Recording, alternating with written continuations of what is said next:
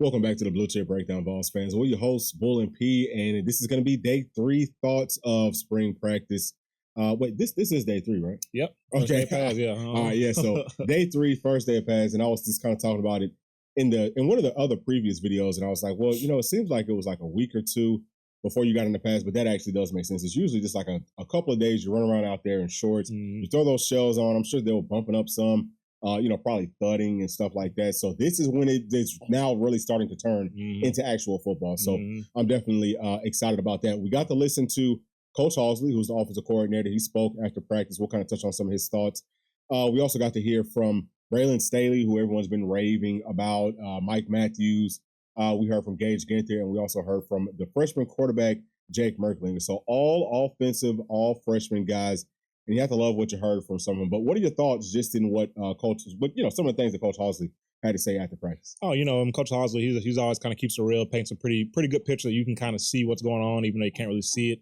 Talked about the young guys having to learn to pick up the speed, and not just young guys, the new guys. Talked about Lance Hurd adjusting to the speed of play, the tempo, just things you'd expect with a new guy coming into the system. Talked about Merklinger being the guy that kind of people naturally gravitate to, a guy people like. Just needs to kind of learn and get in the system, kind of have the game slow down for him more and more, which, Merklinger talked about. That's something that he's kind of noticing, coaches are trying to, hey, slow down your mind, slow down the way you're processing things. But, Halsey, he seems to really like the young guys, likes the receivers, Brendan Staley, Mike Matthews, says they're making plays, says there's more competition at that receiver position than he's had since he's been there. And that's just going to lead to, obviously, better play from that entire group moving forward. So very excited about that group. Yeah, I think that we're literally loaded from top to bottom. He also kind of touched on our incoming offensive tackle in Lance Hurd, who he's been very impressive. Okay, like they've had clips of him in every single practice, and he's not really doing a whole lot of nothing, but you can just tell he's such a big guy, and he's got so much burst, so much pop. Long arms. Yeah, he's got some very long arms. He just is the prototype for exactly what you would have wanted, and I definitely feel like the offense is going to take a gigantic leap forward. And he also talked about Coach Sims. He's talking about, hey, I think we kind of got a steal with this coach. And just looking at some of the clips today, you're seeing him coaching guys up, as they're learning how to pass protect his way, right? Because it may be a little bit different from what Coach Mack wanted, but them learning how to do it his way, I felt good about what he was doing. You could tell that there was a very strong emphasis. He's talking about throwing those hips, and football is really all about the lower half, but especially in those hips. That's how you can really generate some extra strength and some leverage. So, it was some good things to hear right there. Now, let's move on to Gage Ginther, because he's another one that we were very high on, coming from Colorado, and just being a guy that we felt like, hey, he could play all 5 offensive line positions. And it was good to hear him say that same thing. He's like, yeah, I can play all 5 of them. And he feels like that's a way for him to get out onto the field earlier. But Pete, what were your thoughts just listening? Man, I love Gage, man. He's one of my favorite guys from the entire class, probably my favorite guy from this class on that O-line. I think he may have surpassed Satterwhite in my mind. I don't know, something about the kid, man. It's tough not to like him. Speaks with confidence. Got a big, strong, deep voice to him. Yeah, just kind of has that look about him. Kind of has that swagger about him. Just that quiet, like I'm not scared of nothing. Like nothing phases me type of attitude about him. Absolutely. And he's looked good in the clips that we've seen from him in practice. And I think he's a guy. Maybe not this season, but moving forward, I'm really excited about his future here. I think he'll be a guy, like he said, he spent a lot of time off season working on snapping the ball. He's played, pretty much all positions on the O-line in high school. He's prepared himself to be able to play all 5. And I think he's doing that so we can get on the field. Maybe not this year, but next year, he'll be a plug and play wherever we need him at. So excited about him. Yeah, for sure. I think that we did a phenomenal job, and this is something that we'll, kind of be covering here shortly. But I feel like we've done a phenomenal job of identifying talent and then bringing them in and developing that talent. So since this staff has been on campus, we are light years ahead of where they started at. And this is a real, true playoff contending, championship contending type of a team. Now, football is a game where people have got to stay healthy for the most part, but we have enough depth now that it's not the end of the world if somebody goes down. And I'm not saying that, it's okay, but that's what gives me a whole lot more confidence. Because even with those true freshmen, on their offensive line, we haven't really seen them go too much, but you feel a lot better this year than you did last year. Yeah, I was going to pretty much say the same thing. I feel much better about the O-line depth than I did, coming into the spring. Like, just seem like these young guys are pretty much ready to play. I know they're probably not, but they just seem like they're so much further ahead. And then even the guys from last season, Aiden Bustle, Umrov, Bison Lang, you feel like those guys are taking a step too, and you feel much better. If, God forbid, one of those starters goes down, you feel much better about the guy that will come in to replace him. So feel much better about that group, man. Love the coaching staff, love what they're doing, love the way they're coaching, and just couldn't be happier with, like I said, the way we kind of flipped that roster from year one to where we are here going into year year 3 now. So no, this is year 4. Year 4. So yep. Year 4. Love what we're seeing. He's doing a great job building that thing up, and we're gonna make a run. I mean, he's doing an incredible job, and so is the rest of the staff. To your points, but let's talk about Jake Merklinger, who is the true freshman quarterback. I really like what I've seen from him so far. Again, there's very limited amount of clips, but he definitely looks the part, and we've touched on that some. I heard that he had a really good day, just in kind of, reading some of the notes after practice. It sounds like he looked really good. It sounds like he's looking better, and he's getting more comfortable. I think that he can be a guy that can fight for that maybe second string spot with Gaston Moore. But, he just kind of talked about, getting acclimated to the system and said, man, everything's happening so fast. And he did come here for bowl practice and bowl prep and stuff. But what are your thoughts just in listening to Mr. Merklinger speak? I like him. Seems like a likable kid. A little bit soft-spoken, but you can just tell he has that quiet confidence about him. I think he's a guy that's going to continue to grow in this system, learn from Coach Housley, obviously Coach Heupel, Coach Mitch, which he talked about those guys being great. He just great coaches for him. And, this coach is kind of trying to instill that confidence in him, get him to slow down, like you said, process the game faster. And I think he's going to do fine, man. He's looked pretty solid in the clips we've seen. You saw the first day, kind of get the ball knocked out of his hand. You expect that true freshman your first day out here. But he talked about being here in the winter, going through the winter workouts, and kind of how that helped set him up for more success heading into the spring. So excited about him. I think I have a bright future. And like I said, I think he can be that backup quarterback for the season. Yeah, absolutely. And I mean, he's just going to continue. I mean, like you just said, he's just going to keep on getting better and better and better. So especially, really with everybody, we're kind of looking at what their floor is. And but especially for those freshmen, they have such a long way to go. Yeah. But the biggest thing is going to be next Wednesday once they have that scrimmage. That's when we'll really be able to kind of identify who's who and what's what for real. But we got to hear from our 2 freshmen, the wide receivers. Both of them are studs, okay? We raved about them. A lot of folks were really high on Mike Matthews just early on just because he was the 5-star guy. We told y'all it's not just all about those rankings. Sometimes you have to actually look at how guys play. And that's not to take anything away from Mike Matthews because we know that he's a stud. He really is that guy. Yeah. Really, I think he was actually underrated, especially towards the end of the cycle. But that's neither here nor there, at this point. But Braylon Staley, we said, hey, these are 2 guys that are, very, very similar in their style of play. We said Braylon Staley, he could play a multitude of different positions. We like him more at the slot. He talked about learning from Squirrel White. And then with Mike Matthews, he can play anywhere, okay? It does not matter. And he can do it all at a very, very high level. So you have to be very excited about it. But what'd you take away just in listening to those 2 young men speak? Man, I mean, I love both those guys, man. Both have that confidence about them, that swagger. You heard Hubbs and Price talk about them as well. Kind of similar to a Boo Carter, just they walk around like they know they can play. And then when you get that confidence from them when you hear them talk, man, they're first of all, they're very articulate, they speak well, especially Braylon Staley. And I mean, he's been turning heads all camp. I think you said, you've been talking about him all offseason as a guy that could play as a true freshman. I was kind of more hesitant and said, I like him a lot. I just didn't think he's gonna come in this ready to go year 1. But he seemed like a guy that's really pushing. It's going to be tough to keep off the field this season, and and you see why you look at his high school film, the competition he played against.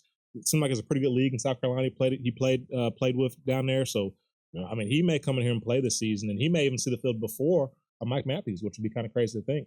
Yeah, so I think that a lot of that would have to do with, do they try to work Mike Matthews in more at the slot? And I don't think that they would because they've got Braylon Staley there. But slot seems like there's not as much depth. So that's why I do think that Braylon Staley may be able to get on the field a little bit before Mike Matthews. But at the same time, whenever you're looking at Mike, what you have to understand, guys, is that he can be, and I believe that by the first kickoff, he will be like literally 1A, 1B for any other position on the entire roster. Probably, with the exception of maybe like Brew's spot. Because, Brew's just, he's a wide receiver tight end hybrid. So it will be difficult to kind of replicate that. But Mike Matthews is a dog as a blocker, too. We've seen that in his film study. So he's a guy that I feel like will definitely get rotated in. And that's something that I want to hear some of these people asking more, right, to the coaching staff. Hey, are we going to rotate 6, 8, 9 guys? Because I think that we have that many. And just kind of get an idea of what their plan is for that. But let's go ahead and get into, like the actual practice, what we kind of saw out there today. I want to start off with that secondary, okay? I love what I saw, right, from pretty much everyone, especially those corners. We finally got to see them go some today, and we were just asking for it. So, I mean, Jamal McCoy, Ricky Gibson, like we said, they both look really good. Jamal McCoy looks visibly thicker maybe than any of the other cornerbacks in that room. You look at a guy like Christian Conyer, long arms. It looked like in the drills that they were doing that he didn't do great. And we're outside, so if y'all hear some background noise, that's why. But it's springtime, so we wanted to do this one outside and kind of switch it up. But Pete, what did you take away? Us being former cornerbacks, what did you take away from what you saw today? Yeah, I mean, I love what I saw, man. It was a good-looking group. It's been a good-looking group, though, honestly. But now it's new faces. It's guys that you're excited to see play. I love that they have that new coach. I don't know what his name. I don't know if he's new or not, but that coach. I think that's Coach E.T. Coach E.T. And, I mean, it looks like he's more of the, technical coach is actually, teaching them the fundamentals. He's the one who's actually coaching. Yeah, he's actually coaching. You know what I mean? And, I mean, there's some of the things he was saying, telling these guys, I just love what he's telling them. You got Chris Conyer, like you said, they're doing a press release drill. Conyer didn't get his hands in the right spot, and he was like, where I tell you, put your hands in film. Where I tell you? He's like, right here. And so, you can just tell the little things. And he's coaching these guys hard. The technique he got on, I think it was Ricky Gibson for a rep. Rep looked pretty good to the naked eye, to the casual observer. He's like, don't cross over on me. You know what I mean? It's the little stuff. That's what you want. Those little steps make all the difference in the world when you talk about covering a guy, locking a guy down. So love him being on staff and, helping out. But I mean, we look great, man. I think Jamar McCoy, he's going to be a guy. Yeah. Rick Gibson, I mean, they all look great out there. Absolutely. And you know what? We're going to talk about another coach that I saw really kind of laying into the players some. But also, if we're going to be talking about cornerbacks, let's talk about the rest of the secondary. What did you see from the safeties today? We got to see John Slaughter, Christian Harrison. We got to see some of those guys kind of go. But what did you think about what you saw? The little bit of clips that we got to see from that. Yeah, didn't see a ton. I mean, honestly, I'll tell you, the most impressive clip was they showed a clip of John Slaughter jogging across the screen. Oh yeah, and he looks good jogging out there. I mean, he just has that look to him. He has that frame. You can just tell. Yeah, there's that bounce about him. He's a guy, and I know you guys tired of hearing about it, but I mean, I'll keep fighting for him. He needs to be starting somewhere on this roster. But good looking group, man. They're being coached well out there. But like I said, didn't see much of them today, but I like that group overall. Yeah, I mean, it's such an interesting battle. Something that I had actually read in kind of the post practice thoughts was that Kobe Thomas. Okay, and this is something I had just touched on literally last night in a video. He's a thumper. Okay, people are starting to see he's physical. They're saying, man, he's really strong for a safety. And to me, that was, or really to us, whenever we're looking at the film, that was obvious. You can tell. It's you can just tell when somebody is all about that action, wants to get into the contact and takes great pride in it, and just listen to him talking about it. That is a huge bright spot because we can go all the way back to, and I hate to name names, but Trayvon Flowers, who was turning it down all the time.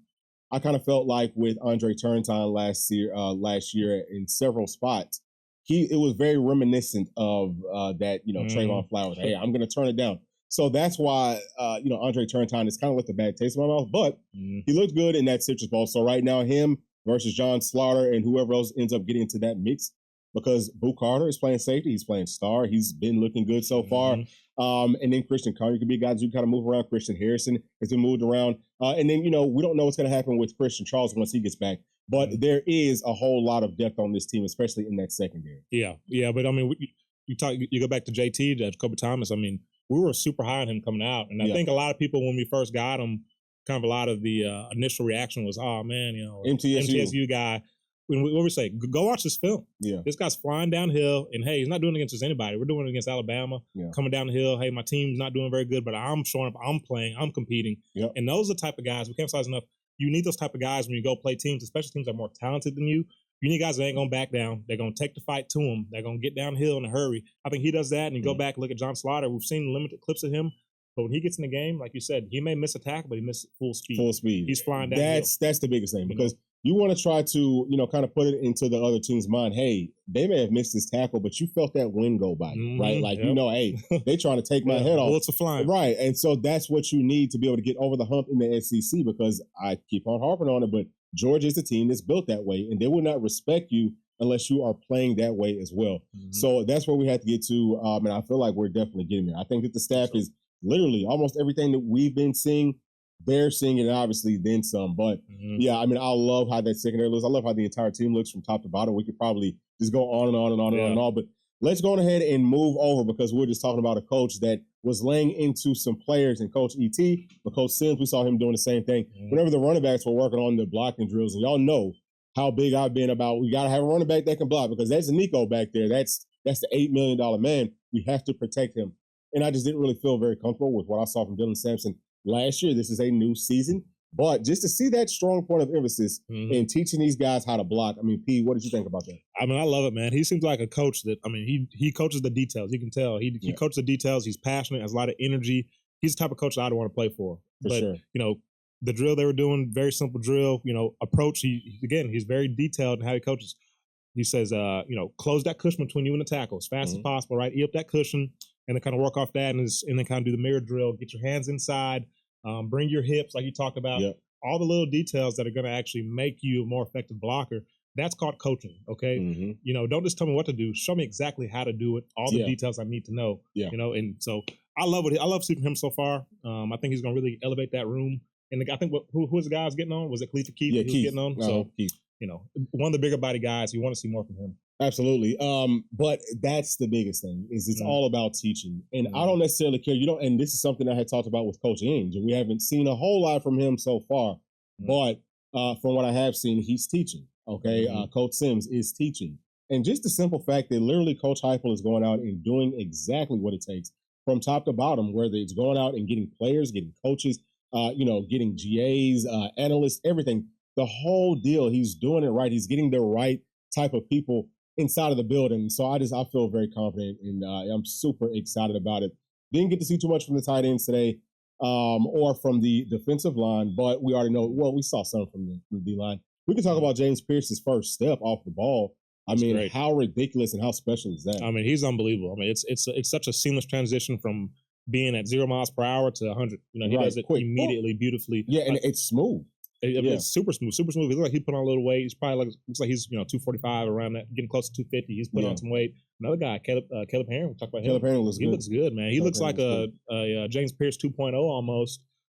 Might even be a little bigger than James. I mean, I don't know. He's up there. You don't think? Well, he's bigger? Well, no. I think he's taller though. Is he?